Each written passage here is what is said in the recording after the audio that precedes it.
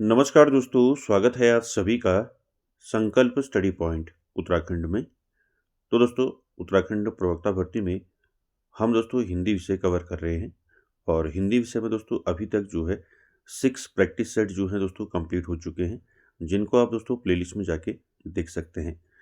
चलिए दोस्तों, स्टार्ट करते हैं आज का सेशन और आप सभी लोग दोस्तों वीडियो के एंड तक जरूर बने रहें और ये सारे क्वेश्चन दोस्तों आपको अकॉर्डिंग टू सिलेबस देखने को मिलेंगे। चलिए पहला क्वेश्चन लेते हैं दोस्तों आज का। पहला क्वेश्चन है, हिंदी कोविद रत्नमाला के लेखक हैं। आपको बताना है हिंदी कोविद रत्नमाला के लेखक कौन है। ऑप्शन देखिए, रामचंद्र शुक्ल, भारतेंदु हरिश्चंद्र, श्याम सुंदर दास या इनमें से कोई नहीं। तो दोस्तों यहाँ पर राइट आंसर क्या हो जाएगा? हिंदी कोविद रत्नमाला के लेखक कौन है? तो दोस्तों राइट आंसर हो जाएगा श्याम सुंदर दास। ठीक है, सी ऑप्शन यहाँ पर राइट हो जाएगा। याद रखेंगे, हिंदी कोविद रत्नमाला किसने लिखी है? श्याम सुंदर दास ने लिखी है। साथ ही साथ दोस्तों श्याम सुंदर दास के बारे में आप जानते ही हैं, ये एक प्रसिद्ध हिंदी साहित्यकार थे दोस्तों। और साथ ही साथ दोस्तों इन्होंने जो है काशी नागरी प्रचारणी सभा की स्थापना में महत्वपूर्ण योगदान दिया था। दोस्तों श्याम सुंदर दास का जो जन्म है वो कहाँ हुआ था, कब हुआ था, यहाँ से क्वेश्चन आपको पूछे जाएंगे। साथ ही साथ इनकी जो प्रमुख रचनाएं हैं, यहाँ से आपके क्वेश्चन बनेंगे।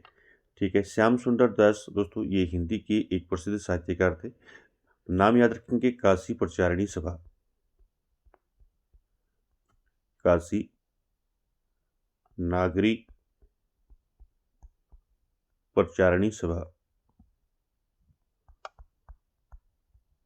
ठीक है, प्रचारिणी सभा। तो दोस्तों इसके स्थापना में दोस्तों इनका महत्वपूर्ण योगदान था श्याम सुंदर दास का। साथ ही साथ श्याम सुंदर दास का जो जन्म हुआ था दोस्तों, आपको पूछा जा सकता है इनका जन्म जो है कब हुआ। इनका जन्म दोस्तों 14 जुलाई 1875 में काशी में हुआ था। ठीक है, 14 जुलाई 1875 को दोस्तों कहाँ हुआ था? काशी में। ठीक है, जन्म और मृत्यु से भी दोस्तों क्वेश्चन पूछे जाते हैं, वो आपको याद रखना है। जन्म कब हुआ था? 14 जुलाई 1875 में काशी में हुआ था। और इनकी मृत्यु की बात करें तो इनकी मृत्यु जो है 1945 में हुई थी, 1945। ठीक है, साथ ही साथ दोस्तों इनकी जो प्रमुख रचनाएं हैं, प्रमुख रचनाओं की बात करें तो इनकी प्रमुख रचनाओं में पहला आपका जो है हिंदी कोविद रत्नमाला हो गया। ठीक है, साथ ही साथ दोस्तों भाषा विज्ञान। ठीक है, भाषा विज्ञान इनकी रचना है। साथ ही साथ दोस्तों हिंदी भाषा और साहित्य। ठीक है, हिंदी हिंदी भाषा और साहित्य इनकी रचना है दोस्तों श्याम सुंदर दास की। साथ ही साथ दोस्तों इनकी एक और रचना है भाषा रहस्य। ठीक है, भाषा रहस्य इनकी एक रचना है।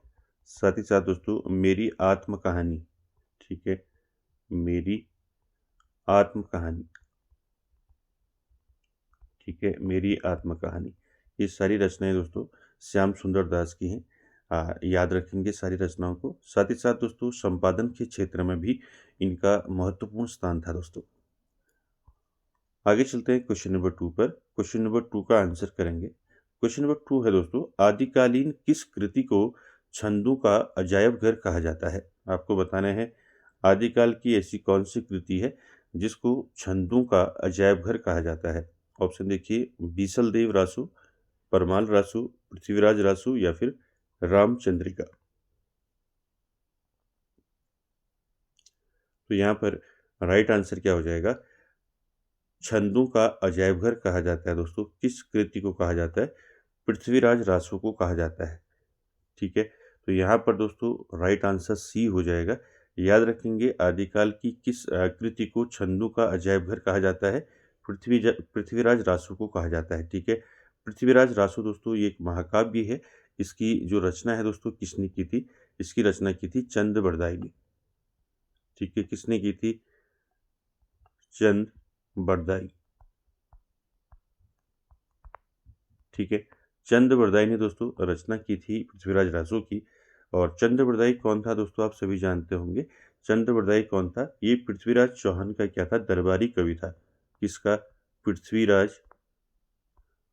पृथ्वीराज चौहान का क्या था, ये दरबारी कवि था। क्या था, दरबारी कवि। ठीक है, दरबारी कवि था, याद रखेंगे इसको। साथ ही साथ दोस्तों यहाँ पर जो पृथ्वीराज रासो है दोस्तों, इसकी रचना जो है चंद्रबरदाई ने पूरी नहीं की। ठीक है, इसको पूरा किसने किया, ये भी क्वेश्चन पूछा जाता है। ठीक है, पृथ्वीराज रासो को दोस्तों पूरा किया था चंद्रबरदाई के पुत्र जलहान के द्वारा। ठीक है, ये भी आपको पूछा जा सकता है। ठीक है, पहला तो आपको याद रखना है, छंदों का अजायब घर कहा जाता है पृथ्वीराज रासो को। पृथ्वीराज रासो की रचना किसने की, चंद्रबरदाई ने की। और चंद्रबरदाई कौन था, ये पृथ्वीराज चौहान का क्या था, दरबारी कवि था। ठीक है, इतना आपको याद रखना है पहले। साथ ही साथ दोस्तों इसको पूरा किसने किया। ठीक है, तो याद रखेंगे दोस्तों, पृथ्वीराज रासो जो है दोस्तों, ये इसको पूरा किसने किया, पूछा जा सकता है आपको, पूरा किसने किया इसको। ठीक है, इसको पूरा किया था दोस्तों, किसने किया था, इसको पूरा किया था दोस्तों और चंद्रबरदाई के पुत्र जलहान के द्वारा। ठीक है, चंद्रबरदाई के पुत्र थे दोस्तों, इनके पुत्र थे, कौन थे, जलहान। ठीक है, याद रखेंगे, आपको पूछा जा सकता है पृथ्वीराज रासो को पूरा किसने किया, तो चंद्रबरदाई के पुत्र जलहान के द्वारा इसको पूरा किया गया। साथ ही साथ दोस्तों इस पृथ्वीराज रासो में क्या है, इस पृथ्वीराज रासो में दोस्तों मैंने अभी बता दिया आपको, पृथ्वीराज चौहान के जीवन, युद्ध और चरित्र का वर्णन है इसमें। ठीक है, क्लियर है, तो सारे फैक्ट याद रखेंगे इसमें पृथ्वीराज रासो से। ठीक है, अगला क्वेश्चन है क्वेश्चन नंबर 3, आंसर करेंगे। क्वेश्चन नंबर 3 है दोस्तों, आध्यात्मिक रंग के चश्मे आजकल बहुत सस्ते हो गए हैं, यह उक्ति शुक्ल जी ने किसके विषय में कही है। आपको बताना है, आध्यात्मिक रंग के चश्मे आजकल बहुत सस्ते हो गए हैं, इस उक्ति को जो है दोस्तों शुक्ल जी ने किसके विषय में कही है। ऑप्शन देखिए, गीत गोविंद, रामचरितमानस, पद्मावत या फिर विद्यापति। तो राइट आंसर क्या हो जाएगा क्वेश्चन नंबर 3 का, क्वेश्चन नंबर 3 का राइट आंसर हो जाएगा दोस्तों विद्यापति। ठीक है, आध्यात्मिक रंग के चश्मे आजकल बहुत सस्ते हो गए हैं, ये उक्ति शुक्ल जी ने दोस्तों किसके विषय में कही है, विद्यापति के विषय में कही है। ठीक है, डी ऑप्शन यहाँ पर आपका राइट आंसर हो जाएगा। बात करें दोस्तों विद्यापति की, तो विद्यापति से दोस्तों आपको काफ़ी सारे क्वेश्चन यहाँ से पूछे जा सकते हैं। विद्यापति का जन्म याद रखना है, विद्यापति का जन्म कब हुआ था, तो विद्यापति का जन्म हुआ था दोस्तों 1352। ठीक है, 1352 ईस्वी में इनका जन्म हुआ था दोस्तों। ठीक है, और साथ ही साथ दोस्तों कहाँ हुआ था पूछा जा सकता है, तो बिहार के मधुबनी जिले में इनका क्या हुआ था, जन्म हुआ था। ठीक है, बिहार के मधुबनी में, ठीक है, बिहार के मधुबनी जिले में इनका जो है जन्म हुआ था दोस्तों। ठीक है, साथ ही साथ दोस्तों आपको याद रखना है, इनके गुरु पूछे जाते हैं। ठीक है, आपको पूछा जा सकता है विद्यापति के गुरु कौन थे। ठीक है, तो विद्यापति के जो गुरु थे दोस्तों कौन थे, इनके गुरु थे हरिमित्र। कौन थे, हरिमित्र। सारे फैक्ट दोस्तों आपको याद रखने, किसी भी प्रकार से पूछा जा सकता है। ठीक है, विद्यापति के गुरु कौन थे, तो गुरु थे हरिमित्र। ठीक है, याद रखेंगे। साथ ही साथ दोस्तों विद्यापति को जो है मैथिल कोकिल कहा जाता है। क्या कहा जाता है, मैथिल कोकिल। ठीक है, यहाँ पे याद रखेंगे, मैथिल कोकिल किसको कहा जाता है, तो विद्यापति को कहा जाता है दोस्तों। ठीक है, साथ ही साथ दोस्तों विद्यापति जो है ये राजकवि थे दोस्तों, किसके दरबार में, तो ये थे राजा शिव सिंह के दरबार में। ठीक है, राजकवि थे, किसके दरबार में थे, राजा शिव सिंह। ठीक है, राजा शिव सिंह के दरबार में दोस्तों ये थे। साथ ही साथ दोस्तों आपको इनकी रचनाएं याद रखनी है। रचनाएं मैंने आपको बताया था, इनकी रचनाएं हैं कीर्तिलता, कीर्ति पताका। ठीक है, पुरुष परीक्षा, भू परिक्रमा, ये सारी इनकी रचनाएं हैं। तो ये सारे क्वेश्चन आपको याद रखने हैं विद्यापति से। और विद्यापति के बारे में आपको जानते हैं आप कि आदिकाल की दोस्तों, आदिकाल और भक्तिकाल के बीच में इनको माना जाता है, बीच का कवि माना जाता है। ठीक है, जन्म कब हुआ और कहाँ हुआ, साथ ही साथ मैथिल कोकिल कहा जाता है इनको। ठीक है, इनके गुरु कौन थे, हरिमित्र इनके गुरु थे। ठीक है, ये सारे फैक्ट याद रखने। साथ ही साथ दोस्तों इनकी जो प्रमुख रचनाएं हैं विद्यापति की, वो आपको याद रखनी है। ठीक है, जैसे कीर्तिलता, ठीक है, कीर्तिलता, ठीक है, कीर्ति पताका, कीर्तिलता, कीर्ति पताका याद रखेंगे। साथ ही साथ इनकी एक और रचना है पुरुष परीक्षा। पुरुष परीक्षा किसकी रचना है, आपको पूछी जा सकती है, तो विद्यापति की रचना है। ठीक है, पुरुष परीक्षा। साथ ही साथ दोस्तों भू परिक्रमा, भू परिक्रमा, ये भी इनकी एक रचना है दोस्तों विद्यापति की। और साथ ही साथ एक और है इनकी लिखनावली। ठीक है, लिखनावली। तो सारी रचनाएं दोस्तों किसकी हैं, ये सारी रचनाएं किसकी हैं, विद्यापति की हैं। ठीक है, सारे याद रखेंगे, सारे फैक्ट। ठीक है, और इनकी मृत्यु की बात करें तो विद्यापति की जो मृत्यु हुई थी दोस्तों, वो हुई थी 1448 में। ठीक है, 1448 में इनकी मृत्यु मानी जाती है दोस्तों। ठीक है, चलिए अगले क्वेश्चन पे चलते हैं। अगला क्वेश्चन है क्वेश्चन नंबर 4। इसका आंसर करेंगे। हजारी प्रसाद द्विवेदी ने रासो शब्द की उत्पत्ति मानी है। आपको बताना है क्वेश्चन नंबर 4 में हजारी प्रसाद द्विवेदी ने रासो शब्द की उत्पत्ति मानी है। राम से, रसायन से, राजसूई से या फिर रासक से। क्या हो जाएगा राइट आंसर क्वेश्चन नंबर 4 का। हजारी प्रसाद द्विवेदी ने दोस्तों रासो शब्द की उत्पत्ति मानी है रासक से। ठीक है, यहाँ पर डी ऑप्शन आपका राइट हो जाएगा दोस्तों क्वेश्चन नंबर 4 का।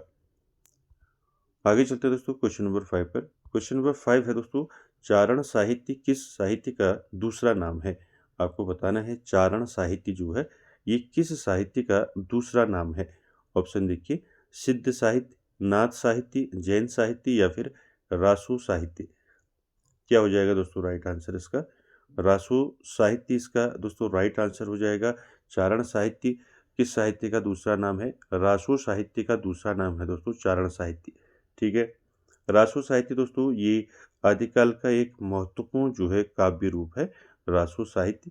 ठीक है, साथ ही साथ दोस्तों यहाँ पर जो है चारण कवियों द्वारा वीर और श्रृंगार रस में इसमें लिखा गया है रासो साहित्य में। ठीक है, इनके जो प्रसिद्ध उदाहरण हैं दोस्तों रासो साहित्य के, जो प्रसिद्ध उदाहरण हैं वो हैं आपकी चंद बरदाई। ठीक है, चंद बरदाई, चंद बरदाई जो है दोस्तों रासो साहित्य के ये प्रमुख हैं दोस्तों। ठीक है, इन्होंने पृथ्वीराज रासो लिखा था, अभी ऊपर हमने बताया था। ठीक है, रासो साहित्य का उद्देश्य है दोस्तों राजाओं की वीरता और प्रशंसा करना। ठीक है, साथ ही साथ दोस्तों यहाँ पर याद रखना है अपनी रासो साहित्य के बारे में, आदिकाल का एक महत्वपूर्ण काव्य रूप है। ठीक है, और रासो साहित्य जो है चारण कवियों द्वारा वीर और श्रृंगार रस में लिखा गया है। किसमें लिखा गया है, वीर रस और श्रृंगार रस में। ठीक है, वीर रस, वीर और श्रृंगार। ठीक है, वीर और श्रृंगार दोनों याद रखेंगे। साथ ही साथ रासो साहित्य का प्रसिद्ध उदाहरण मैंने आपको बता दिया, चंद बरदाई हैं, और इनकी रचना आपको पता है पृथ्वीराज रासो, हमने अभी बात की थी। साथ ही साथ दोस्तों जो ये चारण कवि हैं, मैं अभी ऊपर बताया था चारण कवियों द्वारा वीर और श्रृंगार रस में लिखा गया है। तो चारण कवि दोस्तों जिसमें आपका आते हैं आपके सूर्यमल मिश्रण, ठीक है, बांकीदास, आसिया, ये कुछ आपके चारण कवि हैं। ठीक है, ये भी आप इनके नाम आपको पता है चारण कवि जो हैं। ठीक है, तो याद रखेंगे रासो साहित्य जो है, रासो साहित्य चारण कवियों द्वारा वीर और श्रृंगार रस में लिखा गया। तो ये चारण कवि दोस्तों इनको याद रखें, जैसे आपका सूर्यमल मिश्रण हो गया। ठीक है, सूर्यमल, सूर्यमल मिश्रण, साथ ही साथ बांकीदास। ठीक है, बांकीदास, साथ ही साथ आपका श्यामल दास, श्यामल दास, ये सारे क्या हैं आपके, ये सारे दोस्तों आपको जो है ये रासु, ये चारण कवि हैं सारे, ठीक है। ठीक है, तो चारण कवि ये सारे याद रखेंगे, श्यामल दास, सूर्यमल मिश्रण, बागीदास, ठीक है, ये सारे याद रखेंगे। चलिए अगले क्वेश्चन पर चलते हैं। अगला क्वेश्चन है क्वेश्चन नंबर 6, इसका आंसर करेंगे। क्वेश्चन नंबर 6 है दोस्तों, कौल ज्ञान निर्णय के रचनाकार कौन है? आपको बताना है कौल ज्ञान निर्णय के रचनाकार कौन है। ऑप्शन देखिए, गोरखनाथ, मत्स्येंद्रनाथ, गोपीचंद या फिर जलंधर। क्या हो जाएगा राइट आंसर बताइए। कौल ज्ञान निर्णय जो है इसके रचनाकार कौन है? तो 6 का दोस्तों राइट आंसर क्या हो जाएगा? 6 का राइट आंसर हो जाएगा मत्स्येंद्रनाथ, ठीक है। बी ऑप्शन यहाँ पर आपका राइट हो जाएगा दोस्तों। इसकी रचना है मत्स्येंद्रनाथ की रचना है। दोस्तों मत्स्येंद्रनाथ के बारे में आपको पता ही है। मत्स्येंद्रनाथ जो है दोस्तों ये कौन थे? ये नाथ संप्रदाय के संस्थापक माने जाते हैं। क्या माने जाते हैं? नाथ संप्रदाय के संस्थापक। नाथ संप्रदाय के संस्थापक कौन माने जाते हैं आपको पूछा जा सकता है, ठीक है। तो नाथ संप्रदाय के संस्थापक माने जाते हैं मत्स्येंद्रनाथ, ठीक है। साथ ही साथ दोस्तों इनको जो है हठ योग के प्रथम गुरु के रूप में भी जाना जाता है। हठ योग, ठीक है, हठ योग के प्रथम गुरु, ठीक है। आपको क्वेश्चन पूछा जा सकता है हठ योग के प्रथम जो है, ठीक है, प्रथम गुरु जो है कौन माने जाते हैं? प्रथम गुरु माने जाते हैं दोस्तों मत्स्येंद्रनाथ, ठीक है। मत्स्येंद्रनाथ कौन थे दोस्तों? किसके गुरु थे मत्स्येंद्रनाथ? मैंने पहले वाली वीडियो में आपको बताया था। ये गोरखनाथ के क्या थे? गुरु थे। किसके गुरु थे? गोरखनाथ, ठीक है, ठीक है। ये सारे फैक्टर आपको याद रखने हैं। साथ ही साथ दोस्तों मत्स्येंद्रनाथ जो है हिंदू और बौद्ध दोस्तों दोनों में पूजनीय है दोस्तों, ठीक है, याद रखेंगे। आपने देखा होगा, पढ़ा हुआ होगा आपने। चलिए आगे चलते हैं क्वेश्चन नंबर 7 पर। क्वेश्चन नंबर 7 है दोस्तों, 7 है सहजिया संप्रदाय के प्रवर्तक थे। आपको बताना है सहजिया संप्रदाय के प्रवर्तक कौन थे। ऑप्शन देखिए, सरहपा, गोरखनाथ, सहजोबाई या इनमें से कोई नहीं। राइट आंसर क्या हो जाएगा क्वेश्चन नंबर 7 का राइट आंसर हो जाएगा दोस्तों सरहपा, ठीक है। तो ए ऑप्शन राइट हो जाएगा, याद रखेंगे। सहजिया संप्रदाय के प्रवर्तक कौन थे? सरहपा थे, ठीक है। आगे चलते हैं क्वेश्चन नंबर 8 पर। क्वेश्चन नंबर 8 का आंसर करेंगे, समाधि योग ग्रंथ किस संत कवि की रचना है? समाधि योग, ठीक है। तो समाधि योग ग्रंथ किसने लिखा है? ऑप्शन देखिए, रैदास, हरिदास निरंजनी, मलुकदास या फिर इनमें से कोई नहीं। तो दोस्तों क्या हो जाएगा 8 का राइट आंसर? समाधि योग ग्रंथ किसने लिखा है? तो 8 का दोस्तों राइट आंसर हो जाएगा हरिदास निरंजनी, ठीक है। तो यहाँ पर बी ऑप्शन राइट हो जाएगा। समाधि योग ग्रंथ किसने लिखा है? हरिदास निरंजनी ने लिखा है, ठीक है। हरिदास को दोस्तों निरंजनी संप्रदाय का संस्थापक माना जाता है, ठीक है। हरिदास को जो है निरंजनी, ठीक है, निरंजनी संप्रदाय, ठीक है, निरंजनी संप्रदाय का क्या माना जाता है? इनको हरिदास को संस्थापक माना जाता है, ठीक है। ये दोस्तों जो निरंजनी संप्रदाय था ये राजस्थान में स्थित एक धार्मिक समुदाय था, ठीक है, याद रखेंगे। आगे चलते हैं क्वेश्चन नंबर 9 पर। क्वेश्चन नंबर 9 है दोस्तों, सुंदर ग्रंथावली का संकलन किसने किया है? आपको बताना है सुंदर ग्रंथावली का संकलन किसने किया है। ऑप्शन देखिए, श्याम सुंदर दास, पीताम्बर दत्त बर्थवाल, हरिनारायण शर्मा, गोविंद रजनीश। क्या हो जाएगा राइट आंसर क्वेश्चन नंबर 9 का? सुंदर ग्रंथावली का संकलन किसने किया है? तो राइट आंसर हो जाएगा हरिनारायण शर्मा, ठीक है। सी ऑप्शन यहाँ पर आपका राइट हो जाएगा दोस्तों, याद रखेंगे सुंदर ग्रंथावली, ठीक है। किसने संकलन किसने किया है इसका? हरिनारायण शर्मा ने। अगला क्वेश्चन है क्वेश्चन नंबर 10। क्वेश्चन नंबर 10 का आंसर करेंगे, आचार्य शुक्ल ने निर्गुण मार्ग का निर्दिष्ट प्रवर्तक किसे माना है? आपको बताना है आचार्य रामचंद्र शुक्ल ने निर्गुण मार्ग का निर्दिष्ट प्रवर्तक किसे माना है। ऑप्शन देखिए, रामानंद, कबीर, नामदेव, ज्ञानदेव। क्या हो जाएगा राइट आंसर क्वेश्चन नंबर 10 का?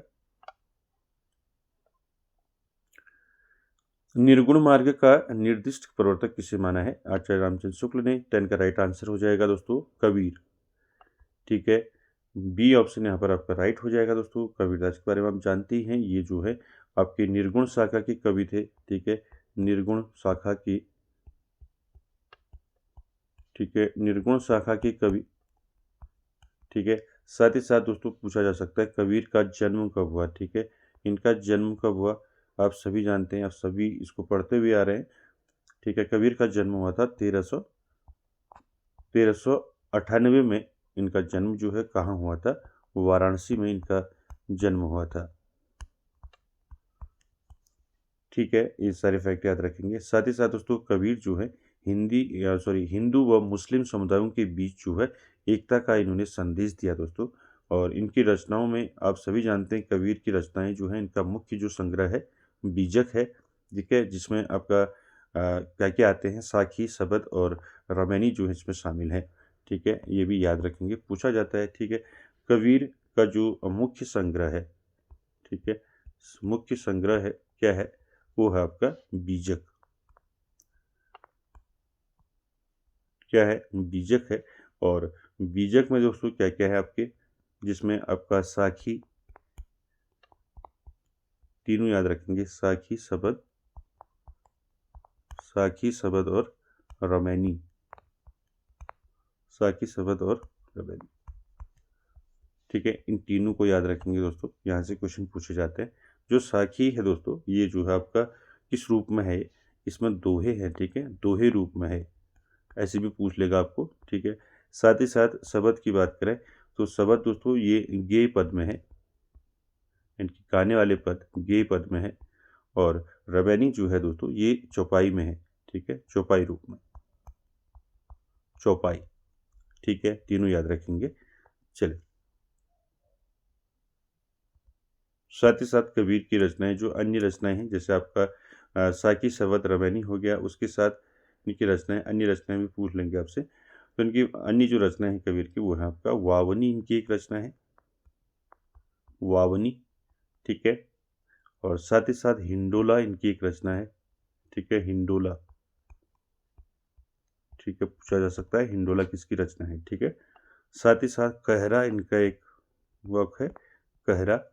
और बसंत हो गया, बसंत, बसंत इनकी एक रचना है। और बसंत के साथ साथ जो है इनका एक बेली करके इनकी एक रचना है, बेली। ठीक है, ये सारी रचनाएं याद रखेंगे, सारी रचनाएं जो हैं कबीर की है। ठीक है, इससे पहले जो मेन है उसको याद रखेंगे। कबीर की रचनाओं का जो मुख्य संग्रह है वो बीजक है, जिसमें साखी, शबद और रामायणी शामिल है। मैंने बताया साखी जो है दोहे रूप में है, शबद जो है गेय पद रूप में है, और रामायणी जो है चौपाई रूप में है। ठीक है, इनकी अन्य रचनाएं इनको याद रखेंगे। ठीक है, चलिए आगे चलते हैं क्वेश्चन नंबर 11 पर।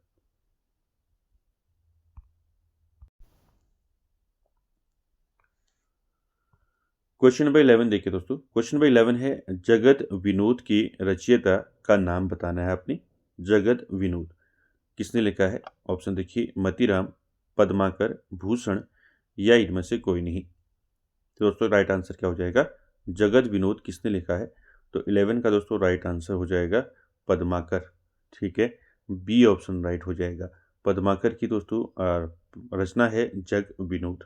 ठीक है, साथ ही साथ दोस्तों पद्माकर की बात करें तो पद्माकर जो है दोस्तों ये रीतिकाल के महान कवि थे। ठीक है, रीतिकाल के महान कवि थे पद्माकर। और इनका जन्म पूछा जा सकता है दोस्तों, इनका जन्म कब हुआ था? इनका जन्म हुआ था दोस्तों 1753 में।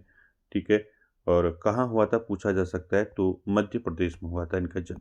ठीक है, साथ ही साथ दोस्तों आपको याद रखना है यहाँ से जो इन्होंने दोस्तों पद्माकर ने जो जगत विनोद लिखा, ठीक है, ये दोस्तों किसके सम्मान में लिखा ये पूछा जा सकता है।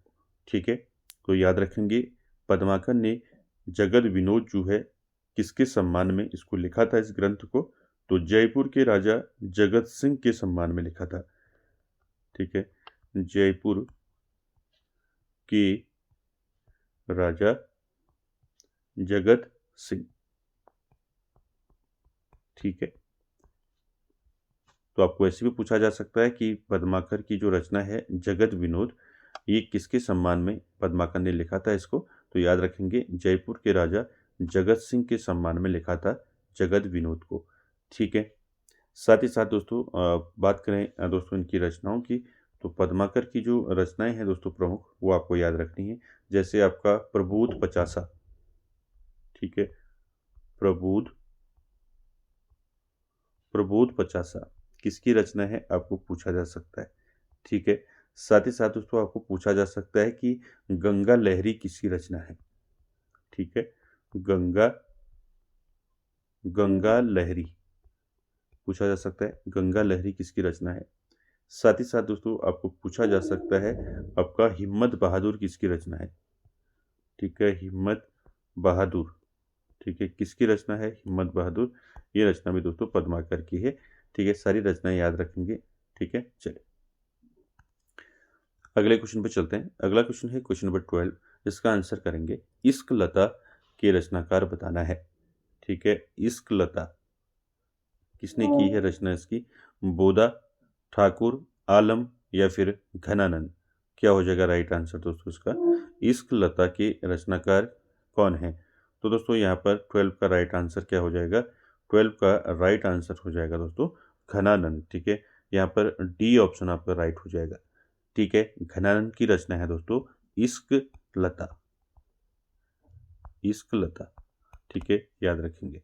साथ ही साथ दोस्तों घनानंद की बात करें तो घनानंद का दोस्तों जो जन्म हुआ था, ठीक है, आपको जन्म पूछा जा सकता है घनानंद का। इनका जन्म हुआ था 16 यानी कि 1673 में इनका जन्म हुआ था दोस्तों। 1673 से लेके आपका 89 तक। ठीक है, इनका कंफर्म नहीं है। ठीक है, तो यहाँ से इसके बीच में हुआ था 1673 से 79 के बीच में। ठीक है, तो कहाँ हुआ था पूछा जा सकता है, तो दिल्ली में इनका जन्म हुआ था। ठीक है, साथ ही साथ दोस्तों आपको याद रखना है ये किस भाषा में लिखते थे। ठीक है, तो याद रखेंगे दोस्तों घनानंद जो है ये किस भाषा में लिखते थे, तो ये लिखते थे दोस्तों ब्रज भाषा में। ठीक है, ब्रज भाषा में ये लिखते थे दोस्तों। ठीक है, साथ ही साथ दोस्तों आपको पूछा जा सकता है, ठीक है, ये दोस्तों श्री कृष्ण के जो है परम जो है दोस्तों ये भक्त थे। ठीक है, श्री कृष्ण के। ठीक है, साथ ही साथ दोस्तों इनकी जो रचनाएं हैं वो आपको याद रखनी है। ठीक है, जैसे आपका इश्क लता इनकी एक रचना है। ठीक है, इसके साथ ही साथ आपको याद रखना है इश्क लता के साथ, ठीक है, आपका सुजान हित। ठीक है, पूछा जा सकता है सुजान सुजान हित किसकी रचना है। तो सुजान हित जो रचना है वो घनानंद की है। ठीक है, साथ ही साथ वियोग बेली। ठीक है, वियोग वियोग वेली ये किसकी रचना है? ये भी दोस्तों आपका घनानंद की रचना है। साथ ही साथ दोस्तों इश्क लता हो गया जमुना यस। ठीक है, जमुना यस, जमुना यस किसकी रचना है? ये भी दोस्तों घनानंद की है। ठीक है, इश्क लता, सुजान हित, वियोग वियोग बेली, जमुना यस, ये सारे दोस्तों किनकी रचनाएं हैं? घनानंद की। साथ ही साथ प्रीति पावस भी इनकी एक रचना है। ठीक है, प्रीति पावस, प्रीति पावस, प्रीति पावस भी इनकी क्या है? रचना है, इसको याद रखेंगे। चलिए अगले क्वेश्चन पे चलते हैं। अगला क्वेश्चन है दोस्तों क्वेश्चन नंबर 13। देखिए नायिका भेद की दृष्टि से सर्वप्रथम रीतिकालीन ग्रंथ है। आपको बताना है नायिका भेद की दृष्टि से सर्वप्रथम रीतिकालीन ग्रंथ कौन सा है। ऑप्शन देखिए ललित ललाम, शुक सागर तरंग, सर्व 16 प्रकाश या फिर इनमें से कोई नहीं। तो दोस्तों 13 का राइट आंसर क्या हो जाएगा? नायिका भेद की दृष्टि से बताना है सर्वप्रथम रीतिकालीन ग्रंथ कौन सा है। तो 13 का राइट आंसर हो जाएगा दोस्तों सुख सागर तरंग। ठीक है, बी ऑप्शन यहाँ पर राइट हो जाएगा दोस्तों। याद रखेंगे नायिका भेद की दृष्टि से सर्वप्रथम जो रीतिकालीन ग्रंथ है वो है आपका सुख सागर तरंग। ठीक है, सुख सागर तरंग के रचनाकार कौन है आपको पूछा जा सकता है। ठीक है, सुख सागर तरंग के रचनाकार हैं दोस्तों कवि देव। ठीक है, कवि, ठीक है, कवि देव। ठीक है, कवि देव याद रखेंगे। ठीक है, इनकी रचना है सुख सागर तरंग। ठीक है। नायिका भेद का दोस्तों इसको क्या कहा जाता है, ये पूछा जा सकता है आपको। सुख सागर तरंग को दोस्तों नायिका भेद का विश्वकोश कहा जाता है। ठीक है, नायिका भेद का, ठीक है, तो आपको सीधे पूछा जा सकता है नायिका भेद का विश्वकोश किसे कहा जाता है। ठीक है, विश्वकोश किसको कहा जाता है, नायिका भेद का विश्वकोश कहा जाता है सुख सागर तरंग को। ठीक है, सारे फैक्ट याद रखेंगे। किसकी रचना है, कवि देव की रचना है। चलिए अगले क्वेश्चन का आंसर करें। अगला क्वेश्चन है दोस्तों कुमार संभव सार किसकी रचना है। आपको बताना है कुमार संभव सार ये किसकी रचना है। ऑप्शन देखिए, मैथिली शरण गुप्त, महावीर प्रसाद द्विवेदी, रामचंद्र शुक्ल या फिर हरिऔंध। तो दोस्तों राइट आंसर क्या हो जाएगा 14 का कुमार संभव सार जो है ये रचना है दोस्तों महावीर प्रसाद द्विवेदी की। ठीक है, किसकी रचना है, महावीर प्रसाद द्विवेदी की रचना है। बी ऑप्शन यहाँ पर राइट हो जाएगा दोस्तों। ठीक है, साथ ही साथ दोस्तों महावीर प्रसाद द्विवेदी से आपको याद रखना है इनका जो जन्म हुआ था, इनका जन्म जो है कब हुआ था आपको पूछा जा सकता है। इनका जन्म हुआ था 1864 में।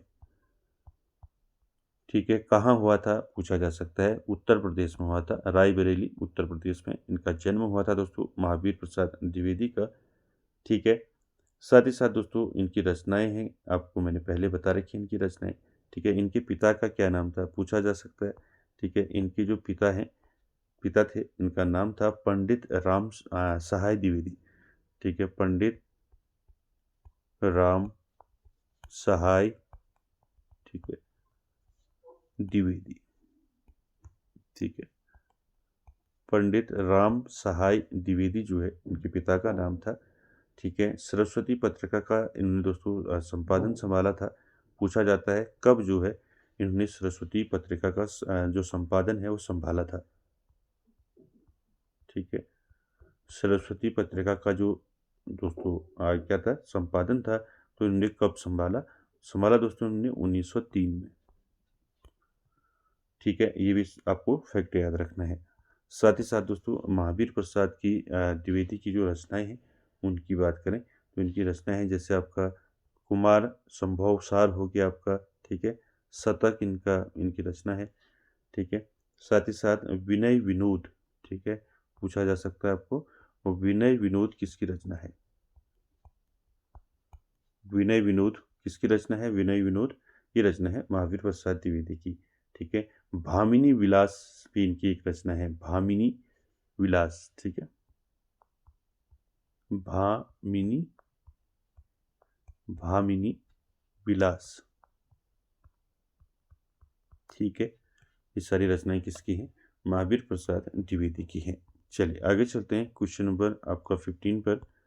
क्वेश्चन नंबर 15 है दोस्तों उमर खयाम की रुबाइयाँ की रचनाकार कौन है। पढ़ा होगा आपने उमर खयाम की रुबाइयाँ, ये किसकी रचना है। ऑप्शन देखिए, राम नरेश त्रिपाठी, मैथिली शरण गुप्त, श्रीधर पाठक या फिर इनमें से कोई नहीं। तो क्या हो जाएगा राइट आंसर, उमर खयाम की रुबाइयाँ किसकी रचना है। तो राइट आंसर हो जाएगा दोस्तों ये रचना है मैथिली शरण गुप्त की। ठीक है, बी ऑप्शन राइट हो जाएगा, याद रखेंगे उमर खयाम की रुबाइयाँ किसने लिखी है, मैथिली शरण गुप्त ने। ठीक हो गया। साथ ही साथ दोस्तों यहाँ पर आपको याद रखना है मैथिली शरण गुप्त जो है दोस्तों इनका जन्म कब हुआ था आपको पूछा जा सकता है। इनका जन्म हुआ था दोस्तों 1886 में। कहाँ हुआ था इनका जन्म, झांसी। ठीक है, झांसी उत्तर प्रदेश में। ठीक है, झांसी उत्तर प्रदेश में इनका जन्म हुआ था दोस्तों मैथिली शरण गुप्त का। साथ ही साथ दोस्तों आपको याद रखना है मैथिली शरण से संबंधित कुछ रचनाएं पूछी जा सकती हैं। इनकी प्रमुख जो रचनाएं हैं दोस्तों उनकी बात करें तो मैथिली शरण गुप्त की रचनाओं की बात करें प्रमुख तो पहला आता है दोस्तों साकेत। ठीक है, याद रखेंगे साकेत रचना किसकी है, तो ये मैथिली शरण गुप्त की। साथ ही साथ इनकी एक रचना है पंचवटी। ठीक है, ये सारी रचनाएं दोस्तों आपको याद रखनी है। ठीक है, कोई भी आपको दोस्तों पूछा जा सकता है, साकेत, पंचवटी। साथ ही साथ दोस्तों यशोधरा इनकी एक रचना है। ठीक है, और एक इनकी रचना है दोस्तों अपने पढ़ा होगा नहुस। नहुस रचना किसकी है, मैथिली शरण गुप्त की है। ठीक है, साथ ही साथ दोस्तों आपको याद रखना है जय भारत इनकी एक रचना है, जय भारत। ठीक है। साथ ही साथ इनकी एक रचना है दोस्तों रत्नावली, प्रमुख है, इसको याद रखेंगे, रत्नावली। रत्नावली किसकी रचना है? मैथिली शरण गुप्त की। ठीक है। एक रचना इनकी है हिडिंबा, याद रखेंगे, और एक रचना है जैसे विष्णुप्रिया। ठीक है। क्या? विष्णुप्रिया। ठीक है। तो ये सारी रचनाएं दोस्तों किसकी हैं? मैथिली शरण गुप्त की हैं। ठीक है। उमर खयाम की रुबाइयाँ, साकेत, पंचवटी, यशोधरा, नहुस, जय भारत, रत्नावली और विष्णुप्रिया। ठीक है। सभी याद रखने हैं आपको। चलिए आगे चलते हैं क्वेश्चन नंबर 16 पर। क्वेश्चन नंबर 16 है दोस्तों, शिव शंभु का चिट्ठा किसकी गद्य रचना है? आपको बताना है शिव शंभु का चिट्ठा किसकी गद्य रचना है। ऑप्शन देखिए, बाल मुकुंद गुप्त, विजयानंद दुबे, सरदार पूर्ण सिंह या फिर आचार्य शुक्ल। क्या हो जाएगा 16 का राइट आंसर? शिव शंभु का चिट्ठा किसकी गद्य रचना है? राइट आंसर हो जाएगा बाल मुकुंद गुप्त। ठीक है। ए ऑप्शन राइट हो जाएगा दोस्तों 16 का। आगे चलते हैं क्वेश्चन नंबर 17 पर। 17 है दोस्तों, क्या है देखिए, महाराणा का महत्व जो है किसकी काव्य रचना है? आपको बताना है महाराणा का महत्व ये किसकी रचना है। ऑप्शन देखिए, निराला, दिनकर, जयशंकर प्रसाद या फिर इनमें से कोई नहीं। तो क्या हो जाएगा 17 का दोस्तों राइट आंसर? महाराणा का महत्व जो है किसकी काव्य रचना है? तो ये जयशंकर प्रसाद की काव्य रचना है, याद रखेंगे। ठीक है। सी ऑप्शन यहाँ पर राइट हो जाएगा। ठीक है। और जयशंकर प्रसाद आप जानते हैं दोस्तों जयशंकर प्रसाद के बारे में, और छायावादी युग के प्रमुख दोस्तों कवि थे, नाटककार थे। ठीक है। छायावादी। ठीक है। साथ ही साथ दोस्तों इनकी जो प्रमुख रचनाएं हैं पूछी जा सकती हैं, साथ ही साथ इनका जन्म कब हुआ आपको पूछा जा सकता है। इनका जो जन्म हुआ था दोस्तों वो हुआ था 1889 में इनका जन्म हुआ था दोस्तों। कहाँ हुआ था? वाराणसी में इनका जन्म हुआ था। ठीक है। याद रखेंगे। साथ ही साथ इनकी जो प्रमुख रचनाएं हैं, ठीक है, प्रमुख रचनाओं में आते हैं इनके, ठीक है, कामायनी हो गया। ठीक है। आप सभी ने पढ़ा है कामायनी किसकी रचना है? जयशंकर प्रसाद की है। ठीक है। कामायनी हो गया, आंसू, कामायनी, आंसू और झरना और लहर। ठीक है। याद रखेंगे। कामायनी, आंसू, झरना और लहर ये क्या है? इनकी काव्य हैं। ठीक है। ठीक है। साथ ही साथ उपन्यास की बात करें तो कुछ इनके उपन्यास है महत्वपूर्ण, इसको याद रखेंगे। कामायनी, आंसू, झरना और लहर क्या है? काव्य हैं। ठीक है। और साथ ही साथ दोस्तों बात करें इनके उपन्यासों की, तो उपन्यास इनके याद रखेंगे, उपन्यास से भी पूछा जाता है। तो इनके उपन्यास है दोस्तों कंकाल। ठीक है। आप सभी ने पढ़ा है इनको। ठीक है। कंकाल। ठीक है। लेकिन याद रखना है, ठीक है, कंकाल कभी आपको जो है उपन्यास पूछ लेगा, कभी जो है नाटक पूछ लेगा। ठीक है। तो इसलिए आपको इस प्रकार से भी याद होना है। ठीक है। उपन्यास कंकाल हो गया। ठीक है। तितली हो गया, तितली उपन्यास है, किसका है? जयशंकर प्रसाद का है। तितली के अलावा आपका इरावती भी जिनका एक क्या है? उपन्यास है, इरावती। ठीक है। उपन्यास याद रखेंगे, पूछा जा सकता है आपको। कंकाल, तितली और इरावती इनके क्या है? उपन्यास हैं। ठीक है। इनके कुछ नाटक हैं दोस्तों जो आपको पूछे जा सकते हैं। तो जयशंकर प्रसाद के नाटकों की बात करें तो इनके जो नाटक हैं वो कौन कौन से हैं? नाटक हैं इनके दोस्तों आपका स्कंदगुप्त हो गया। ठीक है। स्कंदगुप्त इनका नाटक है, स्कंदगुप्त। ठीक है। चंद्रगुप्त इनका नाटक है, चंद्रगुप्त। किसका नाटक है? चंद्रगुप्त, जयशंकर प्रसाद का। साथ ही साथ ध्रुव स्वामिनी। ठीक है। ध्रुव स्वामिनी। ठीक है। ध्रुव स्वामिनी किसका नाटक है? ये भी आपका जयशंकर प्रसाद का है। ठीक है। इनके आपको ऐसे ही याद रखने नाटक कौन कौन से हैं? स्कंदगुप्त, चंद्रगुप्त और ध्रुव स्वामिनी। उपन्यास कौन कौन से हैं? कंकाल, तितली और इरावती। उसी प्रकार से इनके काव्य जो हैं दोस्तों, जैसे आपका कामायनी हो गया, ठीक है, आंसू हो गया, झरना और लहर। ठीक है। चलिए अगले क्वेश्चन में चलते हैं। अगला क्वेश्चन है दोस्तों क्वेश्चन नंबर 18। अरस्तु ने महाकाव्य में सर्वाधिक महत्व किसे दिया है? अरस्तु की बात हो रही है। अरस्तु ने महाकाव्य में सर्वाधिक महत्व किसे दिया है? मनोरंजन को, करुणा को, उदात्त मानव चरित्र को, या फिर इनमें से कोई नहीं? क्या हो जाएगा दोस्तों 18 का राइट आंसर? अरस्तु ने महाकाव्य में सर्वाधिक महत्व दिया है दोस्तों, किसको दिया है? उदात्त मानव चरित्र को। ठीक है, यहाँ पर 18 का जो राइट आंसर हो जाएगा वो हो जाएगा आपका सी। ठीक है, उदात्त मानव चरित्र। ठीक है, साथ ही साथ दोस्तों अरस्तु की बात करें तो अरस्तु के बारे में आप सभी जानते हैं। अरस्तु जो है ये क्या थे? एक यूनानी थे दोस्तों। ये यूनानी क्या थे? दार्शनिक। ठीक है, यूनानी दार्शनिक थे दोस्तों अरस्तु। ठीक है, इनका जो है दोस्तों, इनका जन्म पूछा जा सकता है आपको। इनका जन्म हुआ था 384 ईसा पूर्व। 384 ईसा पूर्व दोस्तों इनका जन्म माना जाता है। ठीक है, साथ ही साथ दोस्तों इनकी कुछ पुस्तकें हैं जो पूछी जाती, जैसे आपका पॉलिटिक्स इनकी एक जो है बुक है। ठीक है, पॉलिटिक्स क्या है इनकी एक बुक है। साथ ही साथ पोइटिक्स इनकी एक बुक है, पोइटिक्स। ठीक है, इनको भी आप याद रखेंगे। आगे चलते हैं अगले क्वेश्चन पर। क्वेश्चन नंबर 19 देखिए क्या है। क्वेश्चन नंबर 19 है दोस्तों, और क्रॉन्चे का काव्य शास्त्रीय सिद्धांत किस नाम से विख्यात है? आपको बताना है क्रॉन्चे का जो काव्य शास्त्रीय सिद्धांत है वो किस नाम से विख्यात है? ऑप्शन देखिए, यथार्थवाद, विवेचनवाद, या फिर अभिव्यंजनवाद, या फिर इनमें से कोई नहीं? अभिव्यंजनावाद। ठीक है, राइट आंसर क्या हो जाएगा दोस्तों? यही आपका राइट आंसर हो जाएगा, अभिव्यंजनावाद। ठीक है, सी ऑप्शन राइट हो जाएगा क्वेश्चन नंबर 19 का। ठीक है, याद रखेंगे दोस्तों। ये अभिव्यंजना का सिद्धांत क्या था? आपने पढ़ा होगा।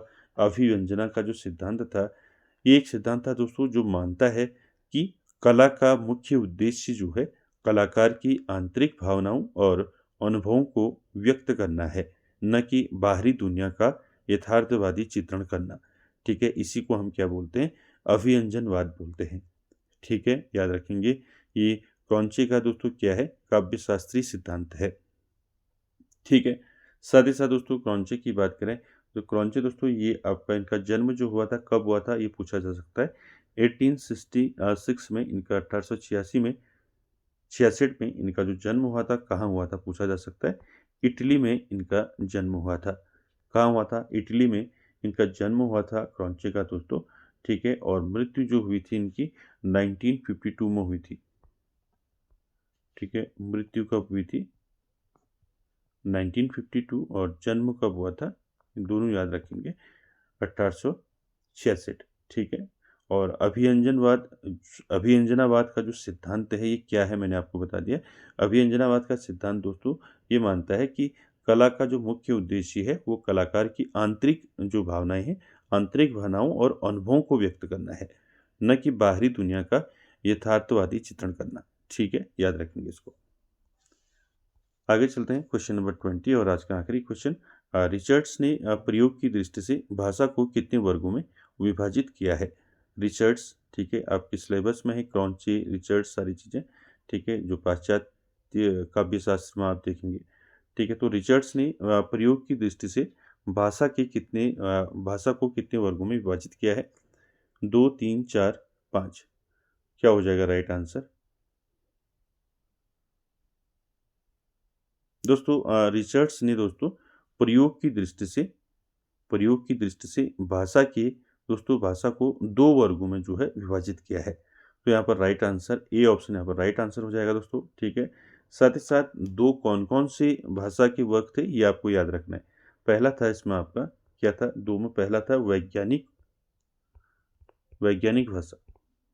ठीक है, एक था वैज्ञानिक भाषा। ठीक है, दूसरा था आपका क्या था? भावनात्मक भाषा। भावनात्मक भाषा। ठीक है, तो दोनों याद रखेंगे। रिचर्ड्स ने प्रयोग की दृष्टि से भाषा के 2 वर्ग बताए हैं, कौन कौन से? वैज्ञानिक भाषा और भावनात्मक भाषा। ठीक है, दोनों को याद रखेंगे। साथ ही साथ दोस्तों रिचर्ड्स की बात करें तो इनका जो जन्म हुआ था दोस्तों पूछा जा सकता है, इनका जो जन्म हुआ था वो कब हुआ था? जन्म हुआ था इनका 1893 में। कहाँ हुआ था? इंग्लैंड में इनका जन्म हुआ था। ठीक है, इंग्लैंड में इनका जन्म हुआ था। तो दोस्तों ये सारे फैक्ट आपको याद रखने हैं। रिचर्ड्स ने प्रयोग के आधार पर जो है भाषा को 2 भागों में बाँटा है। पहला है वैज्ञानिक भाषा, दूसरा भावात्मक भाषा। ठीक है। तो दोस्तों आज के सेशन में इतना ही। मिलते हैं नेक्स्ट सेशन में। तब तक के लिए धन्यवाद।